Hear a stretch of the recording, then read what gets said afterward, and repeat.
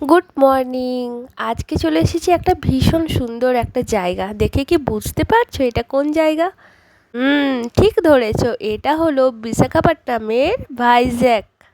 তাই সকাল সকাল পৌঁছে গেছি একদম রামকৃষ্ণ বিচে। তার জন্য কিন্তু অনেকটা জার্নি করতে হয়েছে। আর এই সকালে সোনালি রোদ যখন আরকে বিচের ওপর পড়ছে, আরকে বিচ মানে বুঝতে পারছো, রামকৃষ্ণ বিচ। এই বিচের ওপর যখন গুটি গুটি পায়ে যখন আমরা হেঁটে যাই আর তার ওপর সূর্যের সোনালি আলো যখন পড়ছে, ভীষণ সুন্দর একটা দৃশ্য। আর ওয়েদারটাও ছিল ভীষণ সুন্দর। আর এখানে বলে রাখি, আমরা কিন্তু চলে এসেছি বিচের ধারে একটা খুব সুন্দর বাঙালি রেস্টুরেন্টে, যেখান থেকে আমাদের সিংহাঞ্চলম মন্দির বেশি দূর কিন্তু নয়, শুধুমাত্র 50 মিনিট। তাই সকাল হতেই রওনা দিয়ে দিয়েছি সেই সিংহাঞ্চলমের মন্দিরে, যেটা আমাদের বাঙালিতে নরসিংহ নামেই পরিচিত। আমার আগে নিশ্চয়ই তোমরা সবাই চলে গেছো একবার করে, কিন্তু আমি হলো ফার্স্ট টাইম, প্রথমবার যাচ্ছি নরসিংহ মন্দিরে।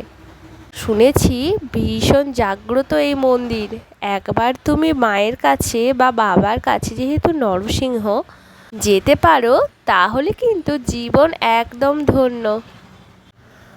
আর এদিকে দেখো, একদম রাস্তা থেকে উপরে উঠে গেছি পাহাড়ে, যেখানে একমাত্র এই বাসটাই কিন্তু যায়।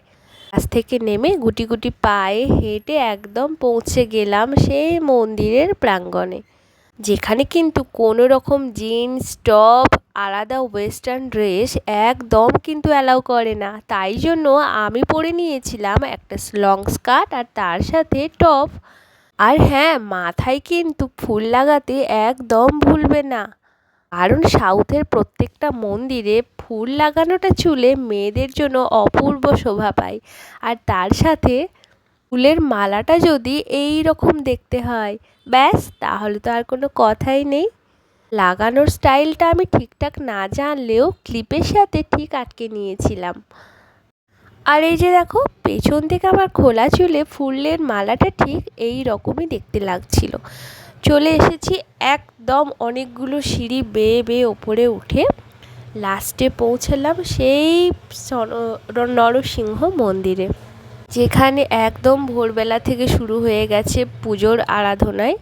আর এখানে মন্দিরে একটা জিনিস খুব ভালো মতো দেখলাম, সবাই কিন্তু একদম তুলসী পাতার মালা নিয়ে, আর প্রত্যেকটা ডালাতে নারকেল কলা আর তার সাথে দুধ, কেউ কেউ কিন্তু ঘোল নিয়েও নরসিংহ মন্দিরে পুজো দিচ্ছে।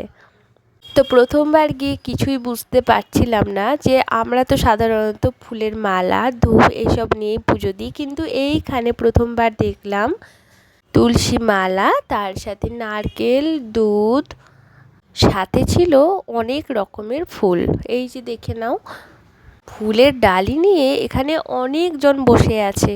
ফুলের মালা আর তুলসী পাতার মালা কিন্তু একদম দেখে নিতে হবে, না হলে ওই যে নতুন নতুন আগমন ভেবে একদম লুটে নেবে। তবে বলে রাখি, এখানকার মানুষের মনগুলো কিন্তু ভীষণ সুন্দর। আর যাই হোক, ওই রকম কুচুটে পোনা না।